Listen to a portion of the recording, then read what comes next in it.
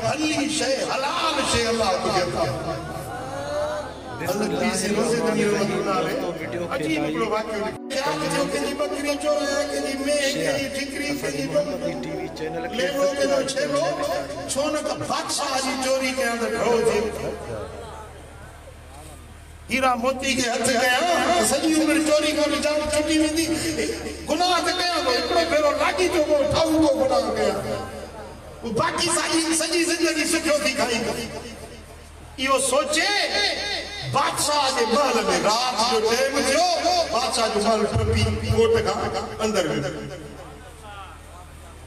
अंदर जे मल पहुंचो महल में अंदर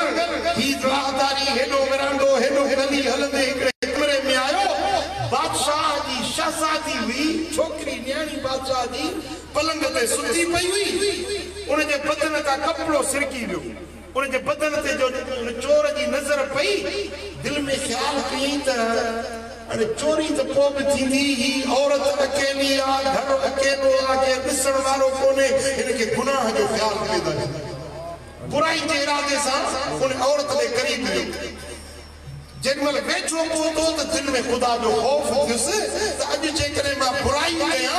गंदाई कया सुभाणे वाहिदुल कहार जी मां केड़ो जवाब दी अल्लाह रब जे केड़ो कंद खणंदस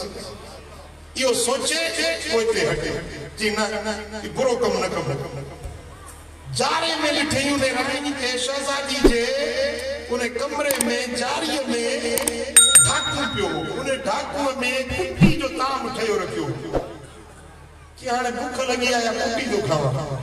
ये गिरा उठाई कुट्टी मो गिरा उठाई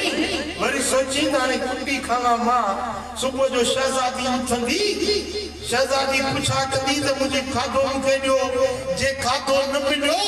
तो हे नौकरियां मुफ्त में मार जी दी कुट्टी खावा मां मोचड़ा खाए नौकरियां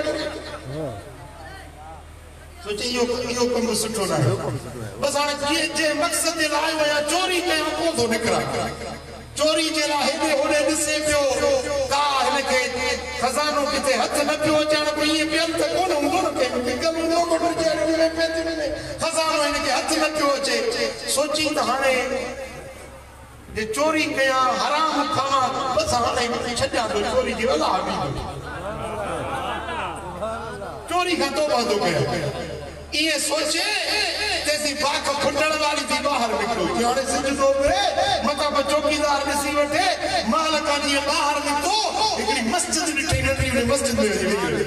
ॾींहुं थी दो रोशनी थी दी माण्हू बाजार में चेल पेल थी दी बाहर निकरी वञी सॼो फिलहाल मस्जिद अल्लाह जे घर में रखी विया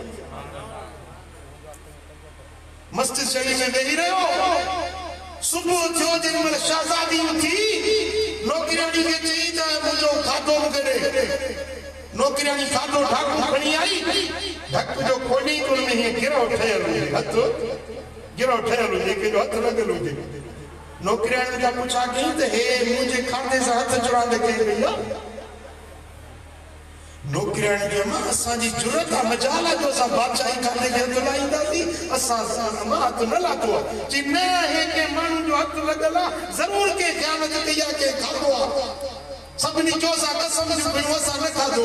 जी हाने ही मां न खाईंदस के जो हाथ लगला ही खणी वनो मस्जिद में को गरीब मुसाफिर जो वेठी दी नौकरियानी वो ढाकू खणी मस्जिद में आई मस्जिद में सागो उमरा बैठो जे थाम सुनाते ढाकू सागो हो गिरो जी ठाई कुट्टी मजा चूरी मांगो गिरा ठयल होजे दिसी खिलियो नौकरियानी पूछस तो छो तो खिली कि बस मुझे छदे दे तू हली वंदी वापस माई मोटी आई पजे शहजादी के बुधाई त हिकड़ो फकीर बैठो मस्जिद में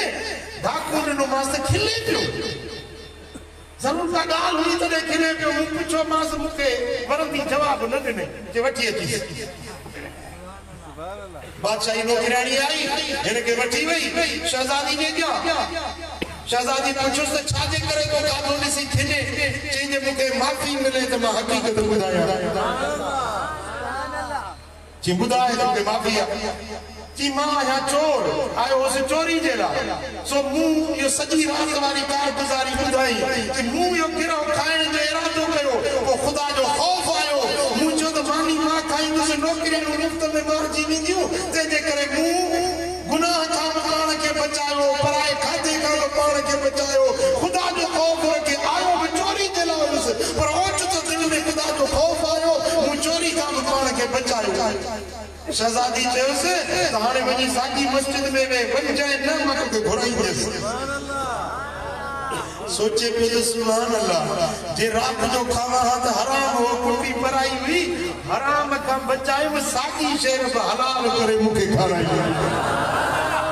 बस अल्लाह जी कुदरत रब जो फैसलो शहजादी चयो पीउ खे त बाबा तू चवंदो शादी कर मूं पंहिंजो घोट अॼु सुभान अल्लाह शादी करने से माई में जाने को मस्जिद में बैठो बादशाह जो मुझी न्याणी तू मुझी लाडली आई जेको तुझो ख्याल है मां मुझे से मुत्तफिक आया उन्हें सा शादी थी सुभान अल्लाह हराम का पाण के बचाए में अल्लाह ताला वो साकी औरत हलाल बनाए मुझी पार बनाए सुभान अल्लाह शादी थी बादशाह जो घर नाठी जो कुछ ॾींहनि खां पोइ बादशाह बीमार थियो गुज़ारे वियो पुटाणो औलाद न हुयुसि उहा हिकिड़ी न्याणी हे नाठी उहा बादशाही हथ में अची वई सुभान अल्लाह हराम खां पाण खे बचायो में रब करीम बादशाही नहीं छॾी ज़िना खां पाण खे बचायो में उहा साॻी औरत रब हलाल बनाए ॾिनी हराम खाधे खां पाण खे बचायो में रब साॻो खाधो हलाल बनाए खुदा अल्लाह जो खौफ रखने रब जी फरमा बरदारी करने रब जो के भली इज्जत भली आपो भलो खाधो भली रहाइश